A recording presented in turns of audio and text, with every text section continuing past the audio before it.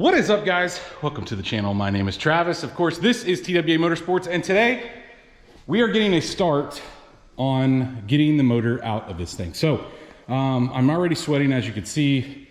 Cohen just helped me move. We had the Suburban sitting outside, obviously, guys, because I wasn't ready to start pulling stuff apart. We did get a title for it. I know I told you guys in a video a while back there was a title issue. We have the title now, so we are going to continue with getting the motor in this thing. So here's what has to happen. We have to get the motor out. Well, the downside, guys, is the motor is locked up. It won't turn over. Well, how are we going to get it out? If the converter bolts, we can't get those loose, right? I've tried turning the motor both ways. It will not go. It won't move. So I've got a couple options. And so here's the option I think I'm going to do. Actually, I'll tell you the two options that I got, and we'll talk about what I think I'm going to do.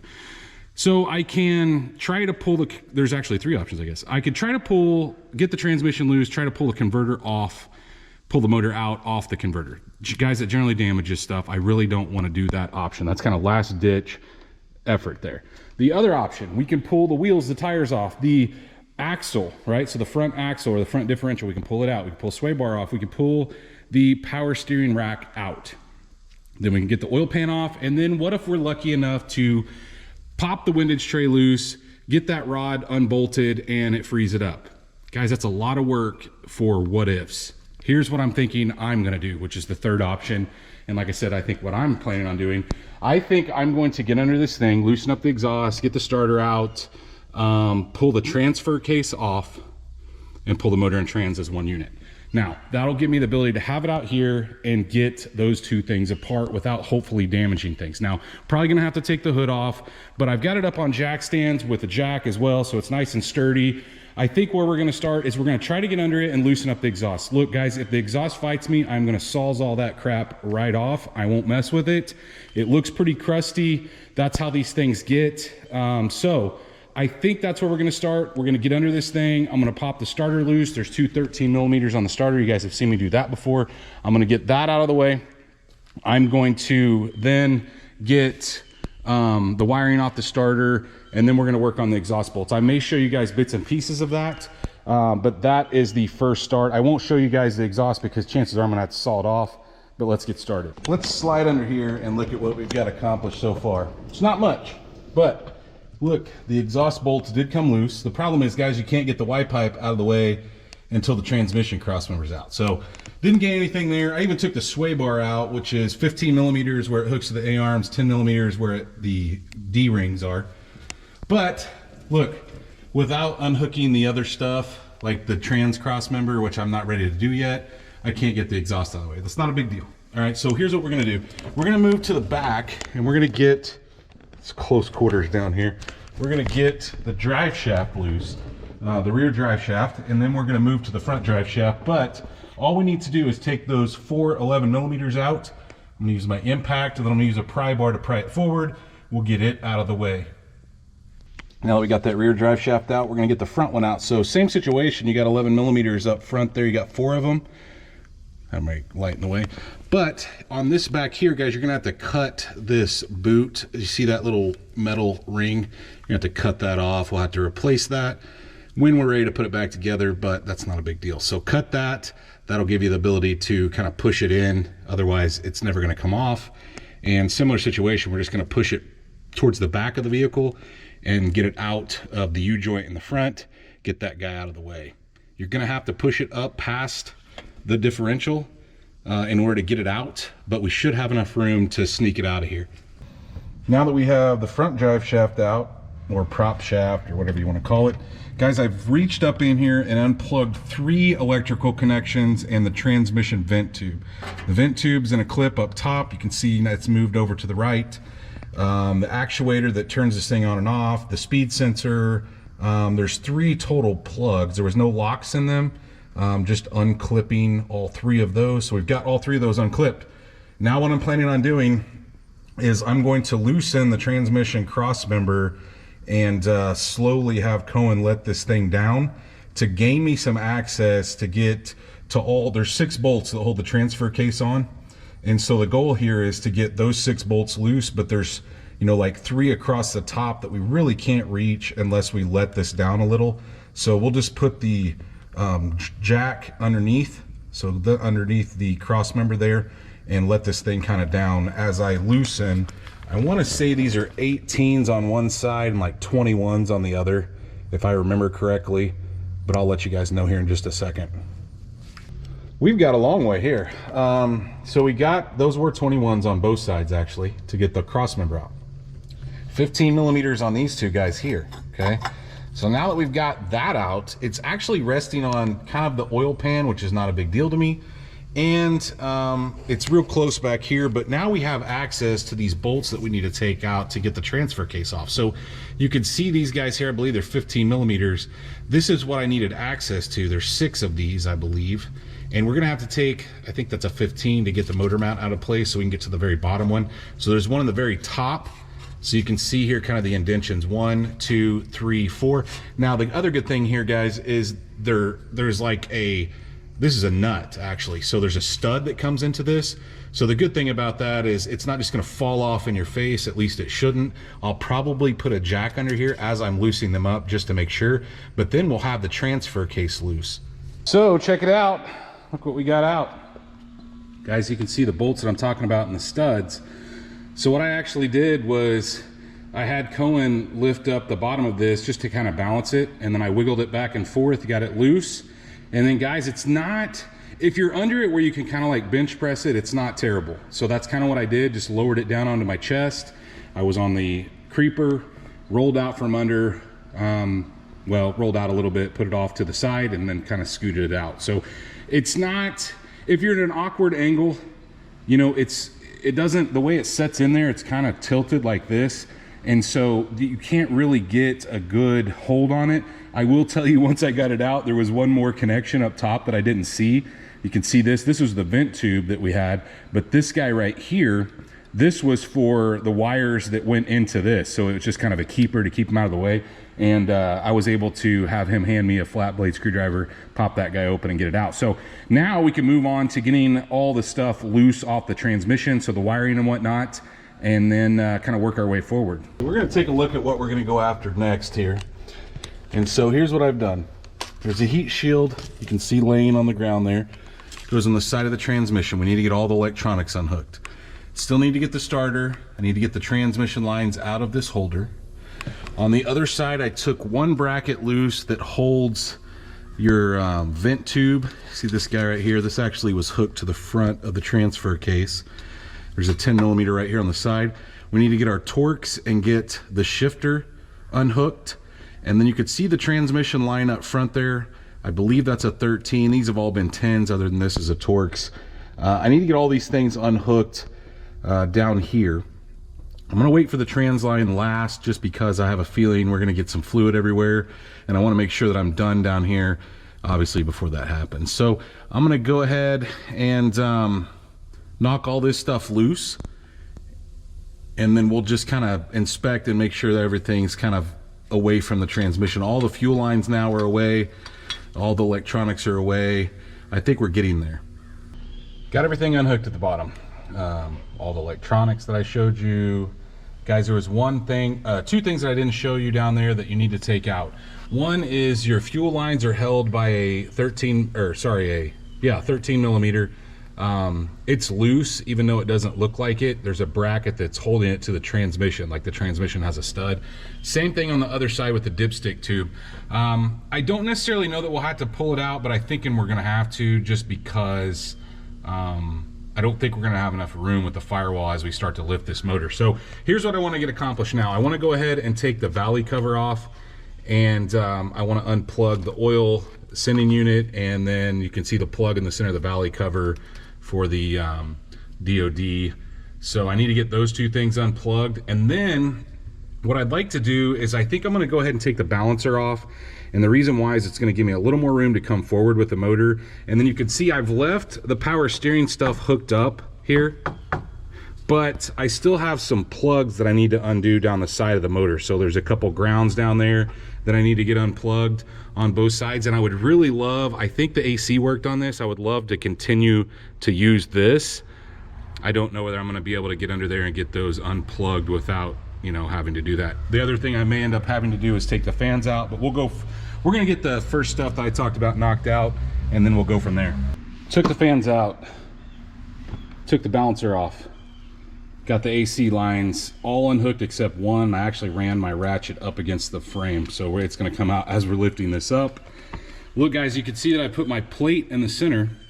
The only plugs that I didn't tell you about that I unhooked is there's a ground right in front of the motor mount right here on the bottom side of the block. The knock sensor on that side, the knock sensor on the other side, those both route underneath the motor mount. So at this point, there are 3 15 millimeters, okay, on each side to get the motor mount loose. That is my plan. I think I've got everything loose, and we'll just have to see as we start to lift it. I'm gonna put a little bit of pressure on it now and start lifting it up, and then I'm gonna go ahead and knock those motor mount bolts out, and we're gonna give it a shot. One other thing I forgot to tell you guys is I took the 10 millimeters out of the hood brace. I didn't even think about telling you doing that. That way I don't have to take the hood off. I didn't want to have to necessarily take the hood off, but guys, we have got these three out. You can see the motor has dipped quite a bit. It is still sitting on the cross member, which is fine. I'm gonna start to lift this thing up and we'll see if we can get it out. Well, it's working. Here's what I will tell you that I screwed up on. That harness that runs over the top of the engine, make note of that. I completely forgot. I already had it halfway lifted and realized that crap, you can't, it was like straddling. I had the chain in between two pieces of it. So it was either set it all back down, which I'd already got a pretty good start, or I pulled it off the firewall, these connections here. You can see, it gave me a little more slack to loop it around the motor. So that's what I've done. But guys, we are free. There's nothing hooked anywhere. I was just double checking before we went ahead and pulled it the rest of the way out. It's gonna be really close on the hood, I think. We'll just have to see. It's out. All right, so guys, look, it'll come out with the transmission on it. You just gotta unhook more stuff. Here's what I didn't tell you guys. So I get all this stuff apart, right? I get the all the stuff off the side of the block. I get this lined up on the top. I get all the stuff obviously unhooked off the transmission. Like right before I was hooking up or getting ready to hook up my cherry picker, I took the balancer off, right? When I hit the balancer with my impact, it broke free. So guys, I had a breakover bar on this thing like 2 weeks ago. It wouldn't move a budge. I don't know. So that sucks, because had that worked out right, then I wouldn't have had to pull the transmission, right? I could have left the transfer case. It would have just been less work if we would have known that were going to happen. But you could see the total carnage here. And guys, I'm kind of excited to, the sun's starting to go down now, but like in the next day or two, we're going to come out here and get back on taking, you know, getting the transmission off, getting the torque converter off, and you know, we've got some more stuff to disassemble here. But I would really like to give you guys a better look, like maybe facing it towards the sun this way so you can kind of see down in the cylinder. I'd love to get it up on the engine stand and see exactly how much carnage there is. I don't know how soon we'll do that, but yeah, I think next we're going to go ahead and start tackling transmission bolts, converter bolts, now that it will roll over. I mean, it's good, don't get me wrong. I'm happy that it'll roll over now, because that'll make getting the transmission and converter apart a little bit easier. Believe me, we'll be able to roll it around, get the converter bolt out, roll it around, get the next one, and so on and so forth. So that's our next step. Well, I've got the motor turned around and you can see the carnage here. You can't really see any more of the piston because I drug a ring out, but I don't see the rest of the piston. You know, we only found like half of it. But either way, like I said, at some point I'd like to put this up on the engine stand and see exactly how bad it is on the inside. This block actually, guys, I think may still be usable, but I don't know. Either way, we need to get some more stuff off. Obviously we got to get the transmission off because it's got to go on the new motor. But before we do that, we're gonna have to loosen the torque converter bolt. So there's a couple things I want to knock out of the way. I'm gonna take I think they're 15s or 13s to get the motor mounts off. There's 4 bolts you can see here. And then I need to get a 10 millimeter and take this cover off. That'll give us access to hopefully see the converter bolts. And then once we get those loose, then we'll work on the transmission bolts. So let me get these motor mounts knocked off on both sides. I'm gonna be replacing these just because they're common to go bad. This thing's got some miles on it, so it makes sense to replace it while it's out. And then So I'm not going to be using those, but I'm going to keep the bolts. And then this guy here, this closeout for the starter, I'm going to clean that up and put it over to the side so we have it ready to go on the new motor. A little bit of bad news here. So started to turn this thing over. It's lodging up on whatever's left of piston down there, and I can't see anything down in there that's hitting it, but it's hitting something, guys. We almost got to our first converter bolt and it stopped, and now it doesn't want to go either way. So what I'm going to do is, at this point, and I figured this would be an issue, I'm going to take the pan off. In order to take the pan off, we got to get a couple other things out of place first. First of all, I drained it, and oh, it's gross. But we need to take, you can see there are 15 millimeters that are, these are, this is a 13 here, but so 15 millimeters take the actual transmission bolts out. Now I'm not going to take it loose yet because I want to get the converter loose. So what I'm going to do is, there's two that go into the pan down here. So see these guys, this is what I said in the video, where you need to make sure that this is straight, because otherwise you'll crack the pan. We need to get those two out, so on both sides. So the 15 here, and you notice it has a transmission line holder on it, so we need to make sure we keep it in place when we go back together. And then the other thing is up here, I'm going to go ahead and take this 13 millimeter off that holds the two vent tubes. We'll get them out of the way and set to the side. But then, guys, we're going to knock the 10, I'm going to let it drain for a little bit, but we're going to knock the 10 millimeters off all the way around that hold the pan to the block. And then once we get that, I'm hoping, guys, we can either the windage tray we will have to take out, or we'll be able to at least see what's going on and keeping this motor from, you know, seizing up and not rolling around where we can get these converter bolts out. It's a little more of a process, but we'll get there. Now we got, let's check it out. I mean, at least we could get to a couple more just like that by taking the pan off. But check out the pan. Look at there's a piece of a ring there. Pretty gross. All right, so we're gonna take these 13 millimeters off that hold the dipstick tube, the windage tray, and then maybe, guys, we could sneak up in there and snag what's left of that piston, and maybe that'll give us the ability to kind of turn this motor over a little more freely. Like I said, I didn't want to do all this, but sometimes you have to. Now it's starting to make a little more sense on, look, I don't think I could have probably kept the transmission in like I had hoped, because I would have had to pull a bunch more stuff apart to get this loose. So let's get these 13s off and see. We'll have to take the 10 millimeter off too that goes up to the pump, but at least we'll be able to see then. Well, I think I found why it's locking up. Look at that. Oh my gosh, guys. That piston just exploded. So I think that was all we needed out of the way to make this all happen. So that's good news.